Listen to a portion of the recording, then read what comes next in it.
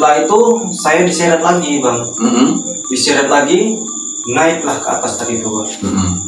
Dan di atas saya tidak tahu itu tempat apa, tapi tempatnya sangat indah sekali bang.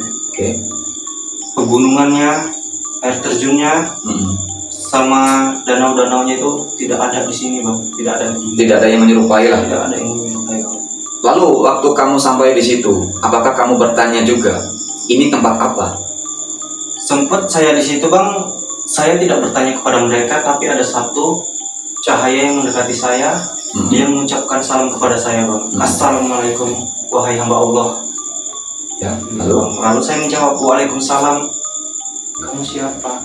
Kamu bertanya seperti itu? Iya, saya bertanya seperti itu. Kamu siapa? Dia langsung menjawab, saya amal baikmu. Saya akan menemanimu sampai hari kiamat nanti. Gitu. Assalamualaikum warahmatullahi wabarakatuh. Kembali lagi bersama saya teman-teman di Cerita Unik. Pada kesempatan kali ini saya kedatangan seorang narasumber yang dimana narasumber saya akan menceritakan sebuah kisah teman-teman. Sebuah kisah yang sangat-sangat begitu mistis, yang sangat-sangat begitu unik, yang dimana dia pernah mengalami suatu mati suri teman-teman. Ketika dia mengalami suatu kecelakaan. Oke? Dan kita akan langsung bertanya nih, cerita selengkapnya dari narasumber kita. Oke teman-teman, kenalkan saya Muhammad Irfan, umur saya 29 tahun ya. Oke, Muhammad Irfan, apakah benar kamu pernah mengalami suatu kejadian yang sangat mistis ataupun yang pernah kamu ceritakan bahwa kamu pernah mati suri? Coba kamu ceritakan secara detail tentang sebuah perjalanan ataupun ya kisah-kisah astral yang pernah kamu alami tersebut. Bang ya, ini awal mulanya saya bekerja di satu perusahaan. Dan di situ saya dituntut untuk masuk jam 6 pagi. Ya otomatis dari rumah kan kita persiapan bang. Terburu-buru kan. Jam 5 saya sudah mulai berangkat, itu dalam posisi keadaan gerimis ya. Dalam keadaan ngantuk juga. Saya persiapan diri saya, lalu saya berangkatlah dari rumah tadi. Kebetulan di jalan saya mengalami tidur, ngantuk, sempat tertidur sepertian detik aja gitu bang. Lalu setelah itu saya kembali lagi untuk membuka mata saya. Di depan sudah ada mobil kontainer bang. Ya, tanpa dapat kamu hindari lagi lah. Tanpa bisa dihindari lagi bang, itu langsung kejadian dan langsung total semua gelap bang di situ bang. Tidak terlihat apa-apa. Tidak lagi terlihat apapun. Lalu setelah kamu mengalami suatu kecelakaan dan kamu tidak melihat apa-apa, apa yang terjadi selanjutnya? Di situ saya seperti ditarik gitu bang, paksa keluar dari tubuh. Gitu, bang. Saya ditarik keluar sama ada dua sosok bang. Sosok itu sangat menyeramkan sekali bang. Memaksa saya ikut mereka. Untuk ikut mereka bang. Jadi seperti kayak mana bang, kalau misalkan hewan dikelebet gitu bang, seperti itulah rasa sakitnya tadi bang. Tuh tarik keluar aja, saya melihat itu sosok saya itu tingginya mencapai 3 meteran bang, 3 meter, bahkan bisa lebih gitu bang. Sosok mereka seperti apa? Kalau sosok mereka sih wajahnya nggak kelihatan bang, cuman pakaiannya ada kayak pakaian kerucut gitu bang, tapi terusan ke bawah seperti jubah warnanya hitam. Dua-dua warnanya hitam bang, bersayap juga, sayapnya pun warnanya hitam, memakai pedang panjang gitu bang. Lalu apakah di situ kamu bertanya kepada mereka siapa mereka? Saya itu belum sempat bertanya seperti itu bang ya. Tapi saya memang udah dipaksa mereka ingin ikut dengan mereka gitu bang. Saya menolak kan gitu bang, saya menolak. Mau dibawa kemana saya kan gitu bang, mau dibawa kemana saya. Dan seketika itu saya memang langsung diseret menuju dasar bumi bang. Di dalam dasar bumi ya? Ya, dalam dasar bumi. Lalu apa yang kamu lihat di situ? Di situ ini cerita gini bang, saya melihat banyak sekali yang disiksa di situ bang. Banyak sekali lautan api bang. Ya. Semuanya dikelilingi api seperti lahar dari gunung Merapi itu bang. Wih, sangat panas sekali itu ya. Sangat panas sekali bang. Apakah kamu bertanya kepada sosok yang membawa kamu itu tempat apa? Saya belum sempat bertanya itu, tapi saya melihat mereka disiksa. Saya ketakutan bang. Saya sangat ketakutan. Bahkan saya di situ meminta ampun kepada Tuhan bang. Ya. Ya Allah, ini tempat apa? Tapi saya bukan bertanya kepada mereka, karena saya mungkin udah gemetaran, Saking takutnya. saking takutnya melihat mereka gitu bang. Dan kebanyakan yang di sana itu kaum hawa bang, Kaum hawa ya. kaum hawa perempuan. Disiksanya mereka ada yang ditombak dari dari kemaluannya sampai menembus mulut gitu bang. Seperti itu ya. Baru ada seperti mata kail, seperti pancing. Oke. Itu dimasukkan dari mulut, ditarik paksa bang, dan paksa sampai Keluar semua organ-organnya. keluar semua bang. Lalu ketika kamu melihat semua itu dan kamu terus berzikir ya seperti itu tadi ya, mengingat Allah tadi kan, itu mengingat Tuhan, mengingat Allah. Setelah itu apa yang terjadi? Setelah itu saya diseret lagi bang, diseret lagi, naiklah ke atas tadi itu bang. Dan di atas saya tidak tahu itu tempat apa, tapi tempatnya sangat indah sekali bang. Oke. Pegunungannya, air terjunnya, sama danau-danaunya itu tidak ada di sini bang, tidak ada di sini. Tidak ada yang menyerupai lah. Tidak ada yang menyerupai bang. Lalu waktu kamu sampai di situ, apakah kamu bertanya juga, ini tempat apa? Sempat saya di situ bang, saya tidak bertanya kepada mereka, tapi ada satu cahaya yang mendekati saya. Dia mengucapkan salam kepada saya bang. Assalamualaikum wahai hamba Allah. Ya. Lalu saya menjawab waalaikumsalam. Kamu siapa? Kamu bertanya seperti itu? Iya, saya bertanya seperti itu. Kamu siapa? Dia langsung menjawab, saya amal baikmu. Saya akan menemanimu sampai hari kiamat nanti. Gitu. Setelah itu Anda dibawa ke mana?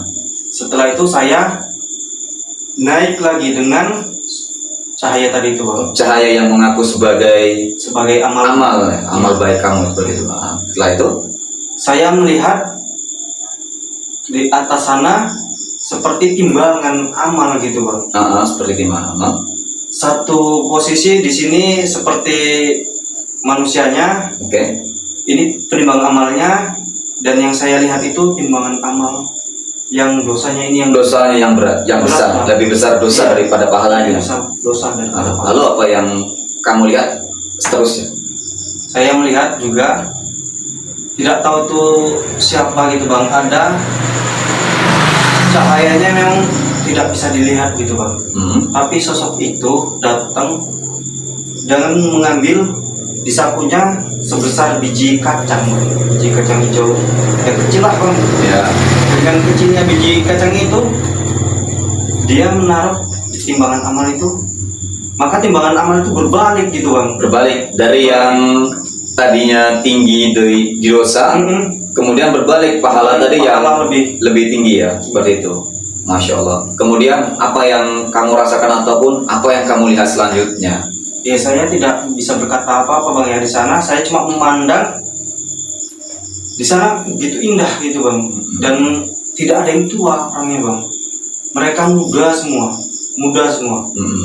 Bahkan saya sempat tidak mau pulang gitu bang. Iya. Dipaksa lagi sama yang dua sosok ini tadi. Dua sosok tadi ya. Oke. Kamu udah saatnya katanya. Udah saatnya kembali. Saya kan bertanya, loh kembali kemana? Ya. Kan gitu bang. Kembali kemana? Kembali ke bawah kata dia. Kembali ke bumi. Kembali ke bumi gitu. Dan saya melihat, loh, kok sosok saya ada di bawah kontainer gitu bang. Sosok saya dalam keadaan itu udah memang memprihatinkan lah bang. Iya. Bahkan itu mungkin sampai seumur hidup tidak bakal bisa lupa gitu bang. Oke. Di bawah kontainer, pas di samping ban itu bang, saya tergeletak di situ. Seperti banyak orang tapi tidak memperdulikan itu gitu bang. Cuma melihat gitu. Hanya melihat mereka ya. Hanya melihat aja gitu. Setelah itu saya langsung dipaksa masuk lagi ke tubuh bang. Ke raga kamu ya? Iya, ke raga itu langsung duduk. Dan seketika saya tersadar bang, saya berada di rumah sakit dan banyak keluarga yang berkumpul di situ bang. Lalu yang kamu lihat ketika kamu sadar, ketika banyak saudara-saudara yang melihat ataupun orang tua kamu, lalu respon dari mereka seperti apa? Lalu apakah kamu bisa langsung untuk menceritakan apa yang terjadi, atau kamu masih mengalami ya shock berat? Kebetulan kemarin saya mengalami shock sampai seminggu bang. Sampai seminggu Sampai ya? seminggu baru ingat semua bang. Baru ingat semua. Apa yang pernah kamu alami seperti itu?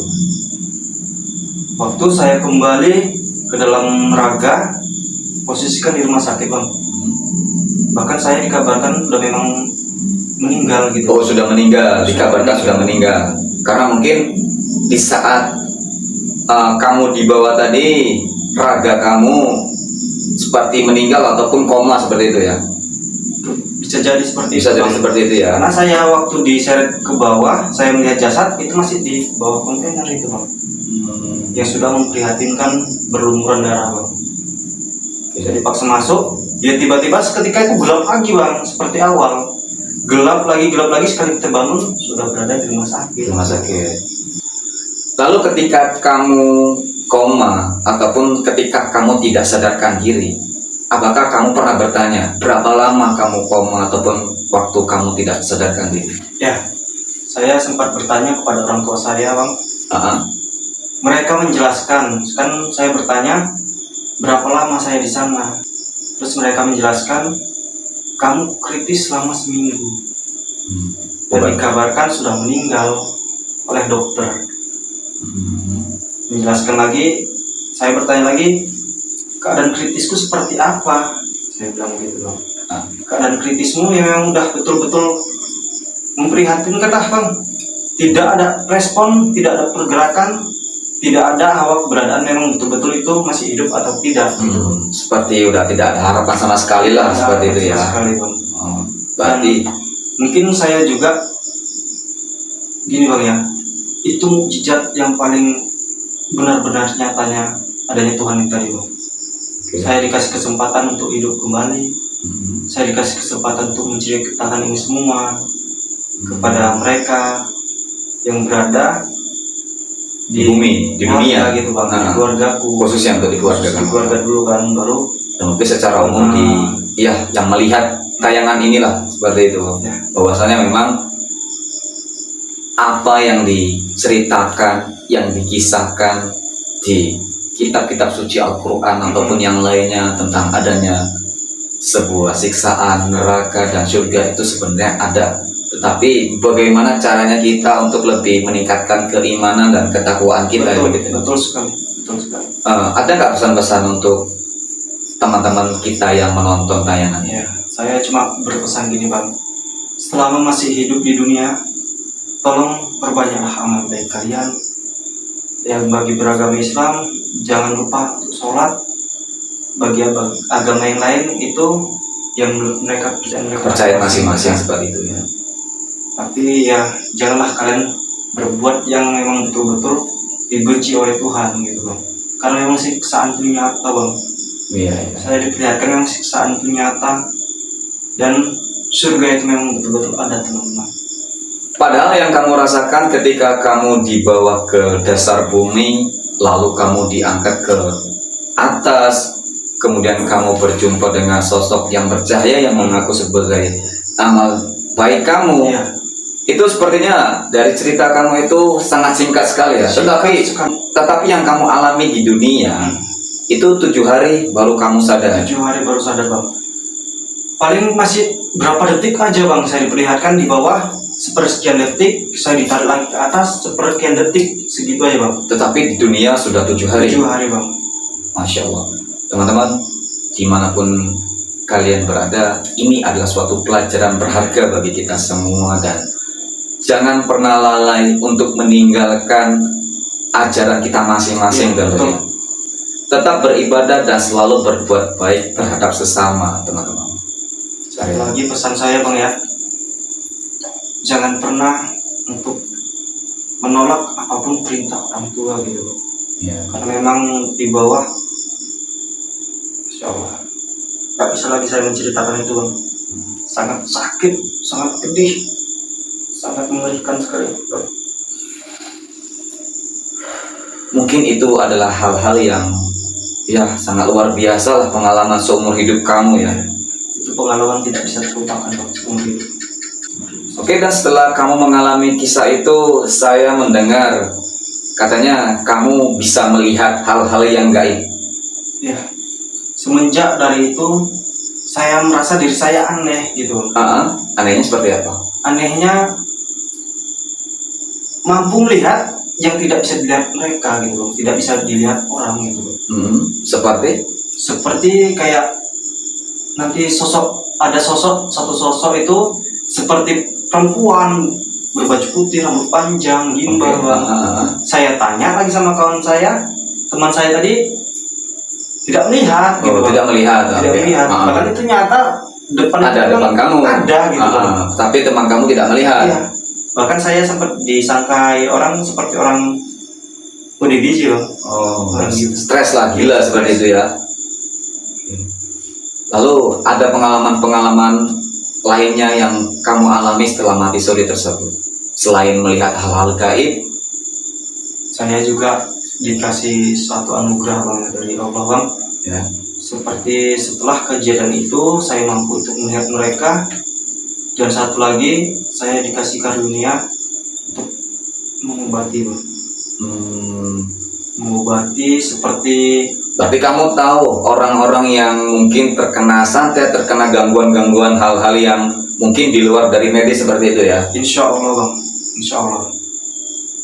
Masya Allah teman-teman, sahabat cerita unik dimanapun kamu berada, ini adalah suatu pelajaran yang benar-benar sangat berharga. Karena dibalik suatu kejadian, dibalik dari suatu peristiwa yang mistis, yang sangat langkah ini teman-teman, selalu saja ada hikmah-hikmah dan selalu saja ada hal-hal yang positif yang bisa didapatkan. Makanya untuk teman-teman cerita unik yang mendengarkan tayangan ini, jadikanlah ini sebagai pelajaran bagi kita semua. Selain itu, ada lagi yang ingin kamu sampaikan? Cuman itu saja sih Bang. Yang penting apa yang diperintahkan Tuhan tolong dikerjakan Bang. Tinggalkanlah yang buruk kalau tidak mau seperti mereka yang di bawah Bang. Karena memang cukup trauma saya untuk melihat yang di bawah Bang. Tidak berani lagi saya untuk melihat ke bawah gitu. Bahkan sering, bukan sekali Bang ya, saya sering ada 3 kali ataupun 4 kali itu Bang saya didatangi mereka lagi Bang. Oh, pernah didatangi oleh 2 sosok yang pernah mengajak kamu ya? Apa yang mereka ceritakan ataupun apa yang mereka tunjukkan kepada kamu selanjutnya? Mereka datang bukan istilah untuk menceritakan atau memang mau dibawa ke sana, itu enggak Bang, tapi mereka datang cuma memperlihatkan Bang. Bayangan ataupun kita seperti dikasih cermin gitu Bang, tapi kita suruh melihat itu, kita nampak seperti televisi gitu Bang. Kita melihat inilah dosanya ini, inilah dosanya ini, inilah dosanya ini gitu Bang. Ini hukumannya. Kalau kita berbuat ini, kita hukumannya seperti ini, seperti itu ya. Misalkan kita mencuri dan hukumannya seperti ini, seperti itu. Benar sekali itu. Oke, teman-teman cerita unik, mungkin kita bisa mengambil satu kesimpulan dari cerita rekan saya ataupun dari narasumber yang dimana dia pernah mengalami suatu kejadian ataupun suatu kisah mati suri yang pernah dia alami. Maka lebih dekatkanlah diri kita kepada Tuhan dan jangan lupa selalu berbuat baik, karena berbuat baik itu tidak akan merugikan diri kamu teman-teman. Benar sekali teman-teman. Ya mungkin sekian dari kami. Assalamualaikum warahmatullahi wabarakatuh.